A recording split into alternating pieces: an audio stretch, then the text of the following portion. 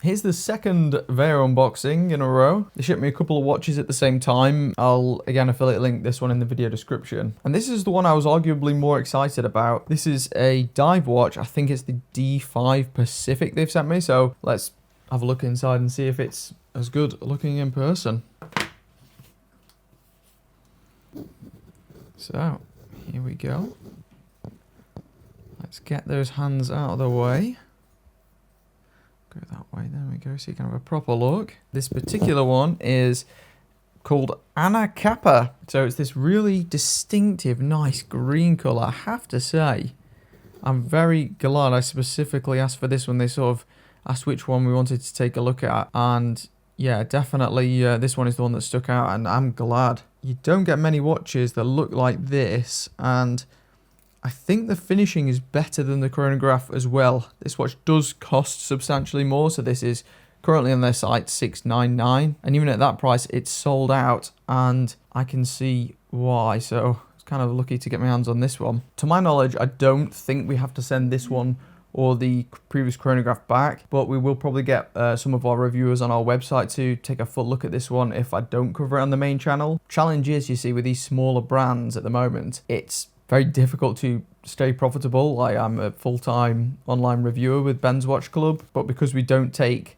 like a set cash payment in exchange for a review spot, it makes it incredibly difficult to stay afloat when you cover, you know, brands like this who are making amazing watches like this, but they just don't have that, you know, ability to put the name in the title and then get enough views to make it worth it. But you know, watches like this really shouldn't be missed because this is awesome. Anyway, let's get into the specs of this thing. So in here there's a Miyota 9015 movement, and it's got that 28,800 beats per hour hand, as you can see, so it's slightly smoother than some of the lower end movements. This movement is also much quieter than the 8000 series, which is nice. And the watch is assembled in the USA. Yeah, they've done a great job on the case finishing. Reminds me a little of the Wise Adamascus. I mean, it's not quite to that standard, but it's not far off. It's a similar shape as well with that Omega inspired lugs. But this thing is gorgeous. I'm not sure it fully comes across on camera, but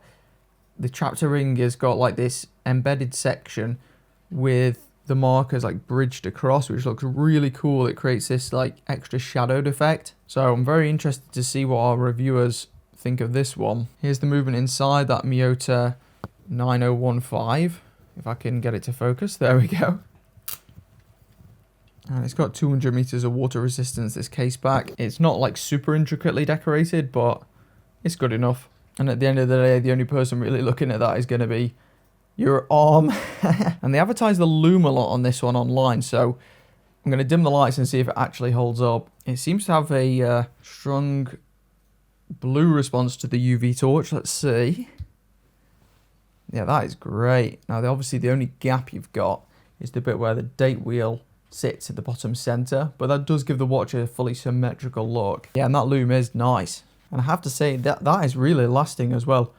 It's been, I mean, as you can see from the second hand, a fair chunk of time already, and it hasn't visually decreased in brightness to any notable degree, so that's impressive. I want to pull in the chrono we looked at last time, see how that compares. I can't imagine it doing that well, although the compound does look similar. So the stuff on the hands looks just as good. Maybe the markers are slightly less thick or a slightly worse compound on the chronograph. It appears quite small, so let's see exactly how small. And you know, they are coming back into fashion finally after the huge watch trend of the early 2010s. So that's actually 40 millimeters there, which it doesn't look like 40 mil. It looks more like about 38 millimeters. And on their website, they say 39 millimeter case. But whatever the widest part of the watch is, it's 40 mil. And it doesn't seem to be the bezel. The case does look a tiny bit wider, maybe across this point from here to here, which some brands use. Yeah, that's 39 mil. So I guess it depends where you measure, but it looks smaller. It's also a little bit chunky. It's not super thick, 13.8 including the crystal, and without that domed sapphire it's 11ish. Lug width is 20, and lug to lug looks very short, 46 on the nose, which means that it should be quite versatile as there's no super steep lugs. But let's see how it looks on wrist. Here it is just on the standard rubber strap that it ships with. This could almost be, I'll try and get a better perspective, This could almost be the Ben's Watch Club official watch here, because the colour scheme is very similar to our branding, and it certainly has a slight Art Deco vibe to it, which is exactly like our branding as well. And it looks beautiful. Even the orange looks good. Like, I was a bit concerned from the online images about the inclusion of the orange, but no, it works really well. Here it is on wrist. I've got a 6-inch wrist for reference, so really small. And this, even at 40mm at its widest point, still fits me. I think this is going to be a super versatile watch. And obviously, if you had a slightly larger wrist, it would kind of sit like that. Maybe I need to get myself a fake arm so you can see what it's like on a larger wrist. I can pop off the strap with the quick release tabs and try it on the bracelet. I'm assuming they shipped the bracelet to specifically fit this watch, although it might well fit the chronograph that we looked at last time as well. And it's also got the double quick release tabs on the bracelet, which make it much easier. Now, the only problem is I've just ended up cutting my nails, and I ended up cutting them all a bit too short, so this could be painful. I have to do this one off camera. Here's a quick look at it on the bracelet.